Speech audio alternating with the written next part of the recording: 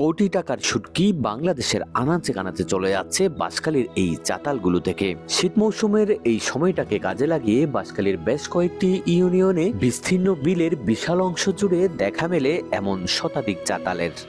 উপকূলবর্তী এইসব চাতালগুলোতে সহস্রাধিক মানুষের কর্মসংস্থানের সৃষ্টি হয়েছে। স্থানীয় কর্মহীন বেকার যুবক, উঠতি তরুণ কিংবা নারী শ্রমিকরা নিজেদের জীবিকা নির্বাহের মাধ্যম হিসেবে নিয়মিত কাজ করে থাকেন। শীত মৌসুমে প্রতিটি শুটকি পল্লী থেকে 10 থেকে 12 কোটি টাকার শুটকি বিক্রি হয় বলে জানিয়েছেন স্থানীয়রা।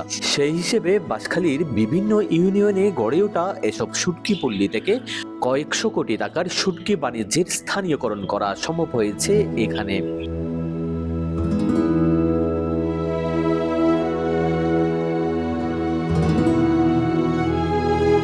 উপকূলবর্তী জনপদ হওয়ায় বাঁশখালীর শুটকি উৎপাদনের সম্ভাবনা জাতীয় অর্থনীতিতেও রাখতে পারে বিশাল ভূমিকা। বাঁশখালী উপজেলার উপকূলবর্তী এলাকাগুলোতে শুধুমাত্র শুটকি উৎপাদনকে উপযুক্ত করে হতে পারে হাজার কোটি টাকার বাণিজ্য।